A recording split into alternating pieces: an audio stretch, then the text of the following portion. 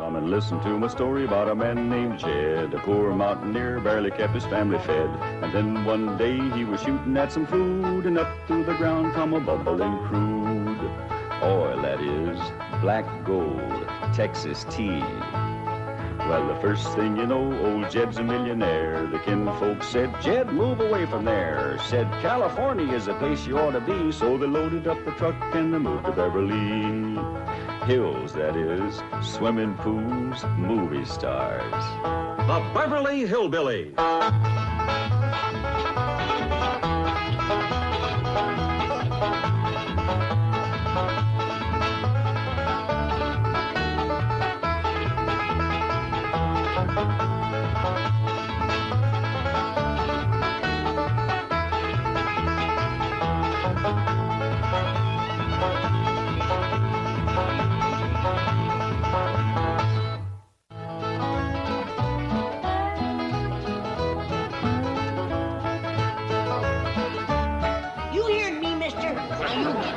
Get going fast. Madam, I don't think you understand. I'm from the Internal Revenue Service. That's a department of the... Hop in that puddle, jumper, and cut mud out of here. But I only want to talk about Mr. Clampet's return. He ain't going nowhere. And if you keep hanging around here, you ain't going nowhere neither. Now, see here, madam, I insist. I'll be back. I'll be waiting.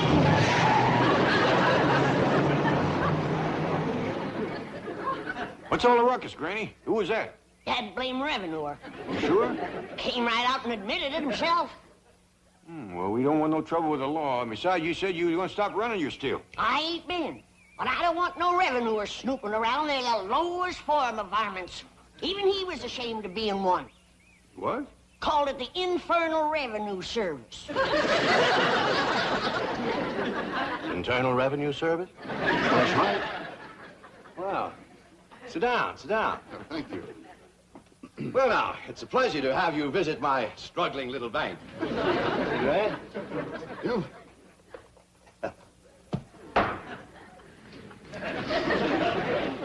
Here we are.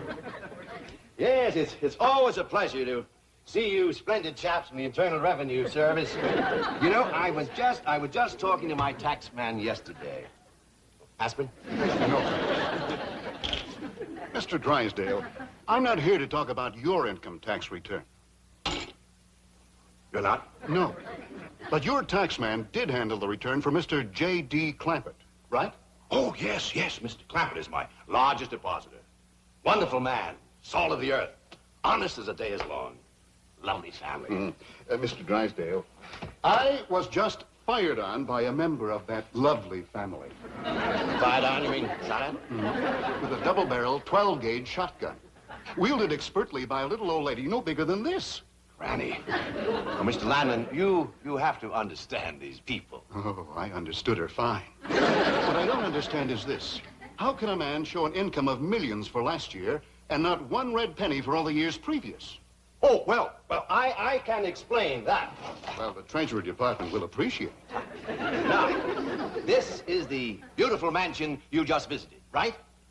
No, I would hardly call it a visit. Skirmish might be a better word. This is the house, yes. And Mr. Landman, would you believe that 8 months ago they lived here? No, frankly, I wouldn't. I give you my word. The poorest, most uninformed people imaginable. Like when an oil company tried to explore their swamp, old Jed's daughter hit him with a rock. Thought he was a revenuer.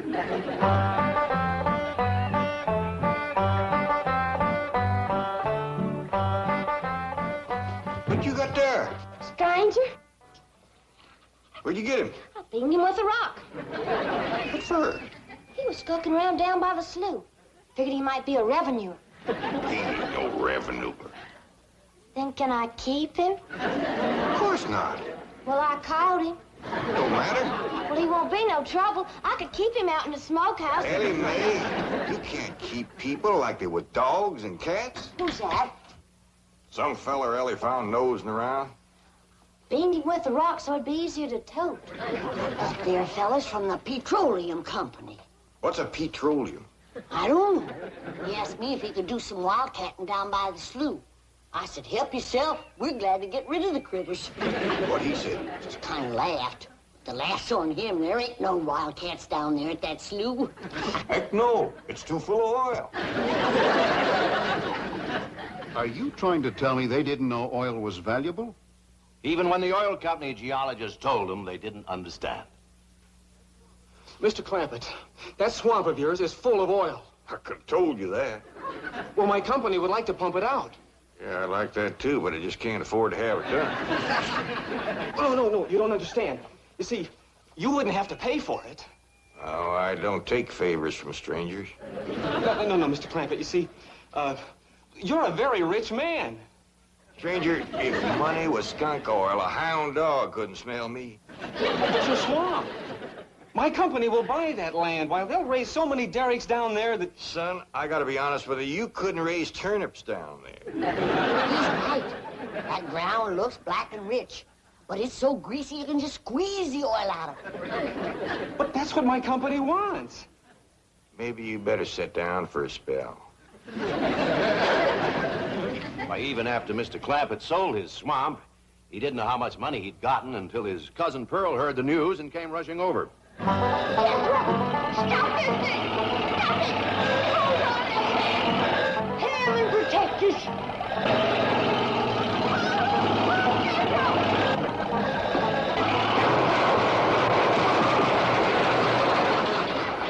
Did they hit us, Jed? No, but I think they sure want the chicken house. Jed, I'm sure sorry about the chicken house, but nobody got hurt. Jeffro, I told you to get rid of them worn-out brakes. I did, Ma. That's how come we ain't got none. Get on out and lift the chicken house back on its foundation. Jed? Yeah. Jed, Ellie Mae came running over to my place, and she said you sold the swamp to some oil company. Well, yeah, I guess I did. What did they pay you for it? Well, he ain't paid me nothing yet. The Brewster fella said he'd bring the money later. Well, how much they gonna pay you? Well, he said that'd depend some on how much oil they could pump out. Well, he must have mentioned some figure. What was it? Well, now, Pearl, you know that old swamp one. Well, shucks. Jed Clampett, you got slickered and you're ashamed to admit it. That's just what I told him. Granny, how much they gonna pay him? All right, I'll tell you. He said it runs somewhere between 25 and 100. 25 and 100?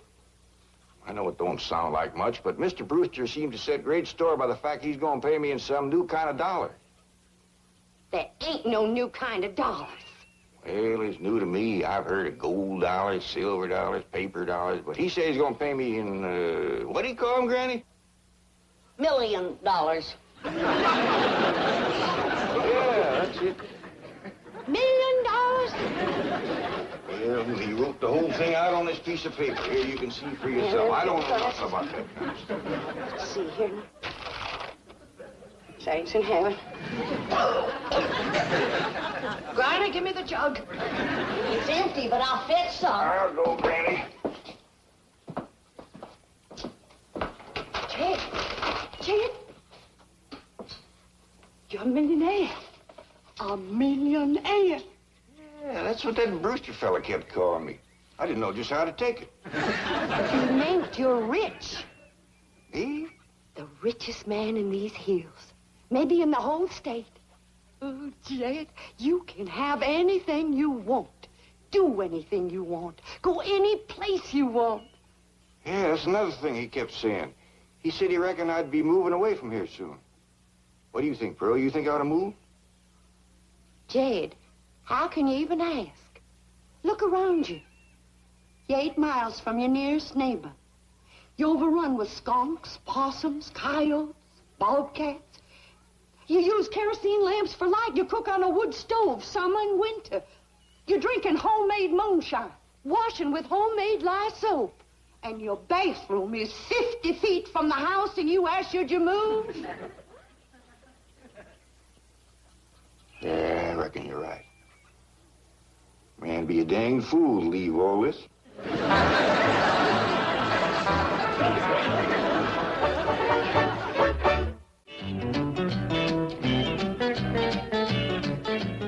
know, Mr. Drysdale, in the Internal Revenue Service, we hear some pretty wild stories. But this corn pone to caviar saga of Jed Clampett tops everything. Well, if you think it's been unbelievable so far, wait until you hear the rest of it. What I can't understand is how a man so insulated from the rest of the world ever heard about Beverly Hills, California. I can explain that in 2 words. Cousin Pearl. She's the one who had her sights set on California. Oh, there you are, Jed. You misunderstood me. I meant you should move away. And you know where I'd go if I was you? Where? California. California? Yes, sir. Beverly Hills, California. I hear tell it's full of millionaires out there. And movie stars, too. In what? Movie stars. Jed, remember the time that your pa took us to Eureka Springs to see the movie picture? Yeah. Well, the actors that make them movie pictures live in Beverly Hills. Go on. Yes, sir. Well, doggy. Wouldn't that be something? Living in the same neck of the woods with old Tom Mix. It sure would. And we could come visit you. Yes, it was Cousin Pearl who planted the idea of moving to Beverly Hills, but it was Mr. Brewster who made it possible. Who's he? Vice president of the oil company that bought Mr. Clampett's land. Yes, Brewster's often told me the story of that fateful evening. Well, your cousin is right about that, Mr. Clampett. Beverly Hills is a choice residential area, and lots of millionaires do settle there.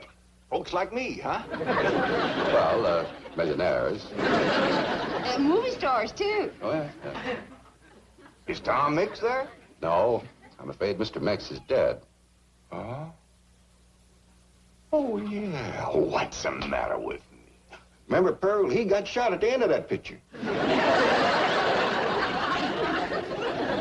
Well, there are plenty other movie stars, and that's where Jed wants to live. Ain't it, Jed? I do like the notion of living in the hills. Never could stand flat country. Mr. Clampett, I think it only fair. That is, well, I think you may have a wrong idea about Beverly Hills. Is that where you live? No, my home is in Tulsa. Well, say, maybe you could get us a place there in your neighborhood. Mr. Clampett, let's not beat around the bush. You will love Beverly Hills. Then that's it.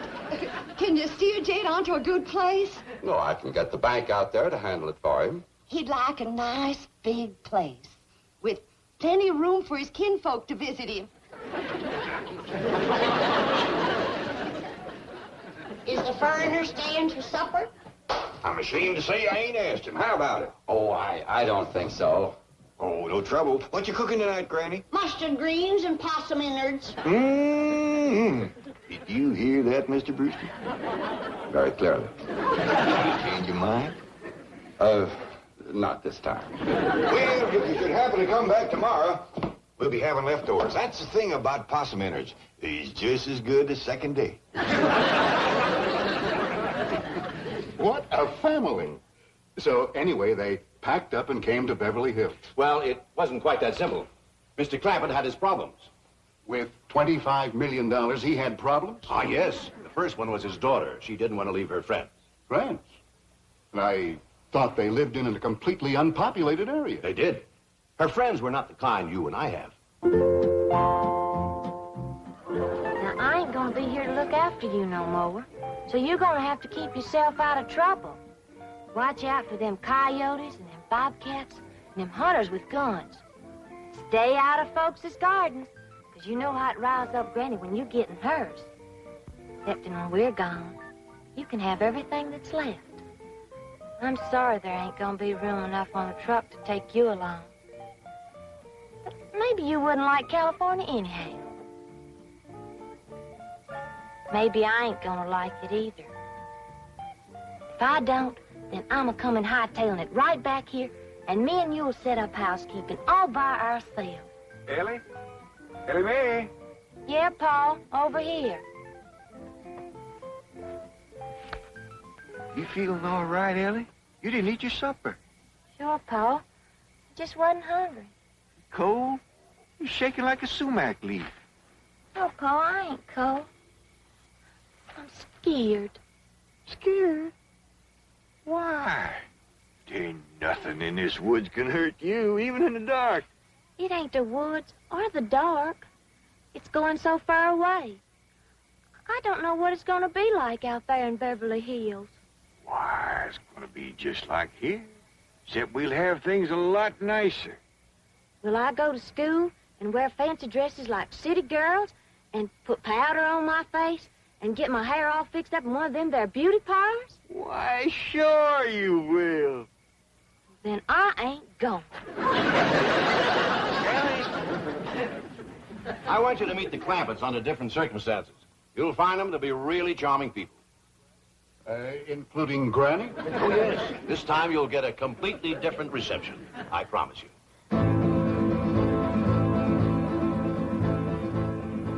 Ellie Mae!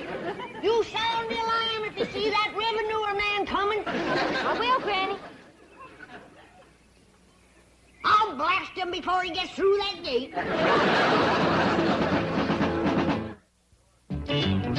Of course, even after Mr. Clampett convinced his daughter to leave her animal friends, he still had Granny to contend with. I guess she didn't like the notion of being uprooted. That's putting it mildly. The way he tells it, she just downright refused to budge.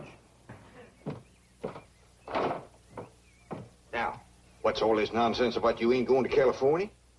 Ain't no nonsense to it.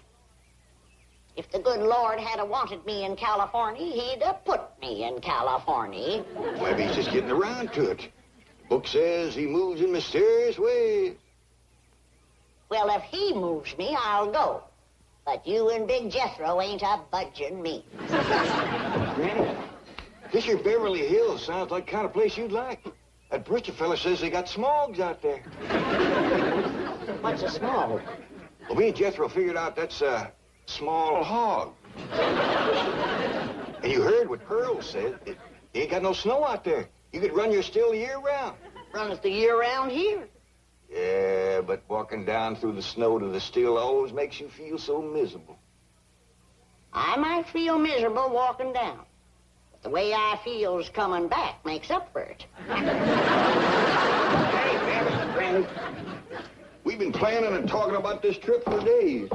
You never said you wouldn't go. Never said I wouldn't either. But that Brewster feller has bought us a house in them Beverly Hills.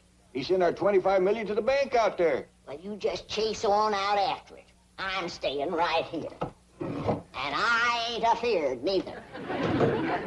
Granny, I ain't leaving you here alone. And I ain't a budging out of this rocker. Let her roll, Jethro.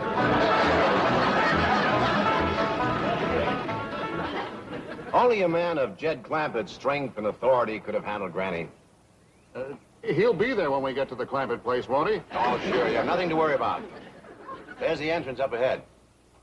Yes, I know. There's a car stopping at the gate, Granny. They closed the gate since I left. I'll get it.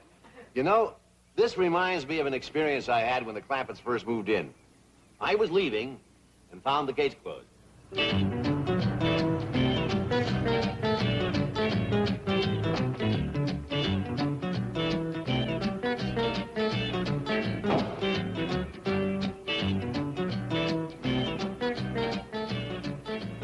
Hello. Hello. Mr. Clampett, can you hear me? Yeah, I can hear you. Good, good. I need your help. Sounds like you're inside the wall. I am. Would you let me out, please? Well, you bet I will. You stay right where you are. I'll get me an axe and have you out of there in no time. He demolished 10 feet of wall before I could stop.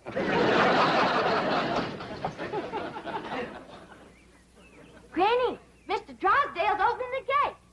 Good. He's leading that revenuer right into a trap.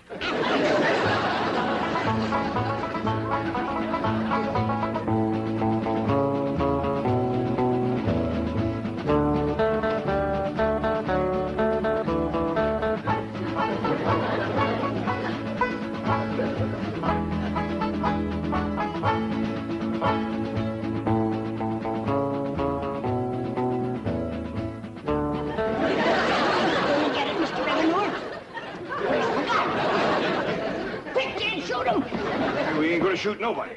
He ain't nobody. Revenuers and buzzards don't count. You go on inside and cook up some victuals. Since when is a revenuer company? Mr. Clampett, I'd like you to meet Mr. Lamb.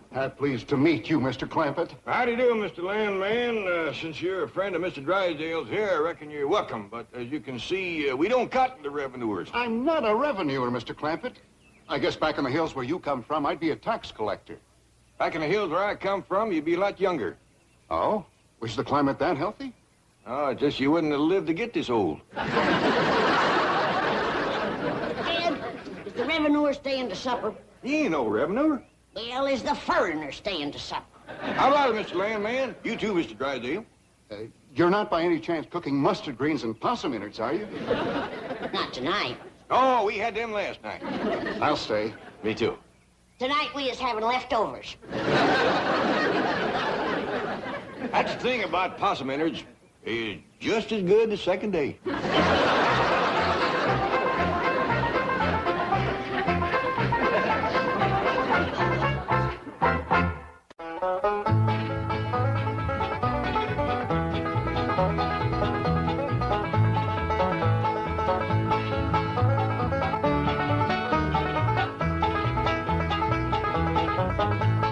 Now it's time to say goodbye to Jed and all his kin.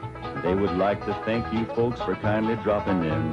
You're all invited back next week to this locality to have a heaping helping of their hospitality. Hillbilly, that is. Set a spell. Take your shoes off. Y'all come back now. Here.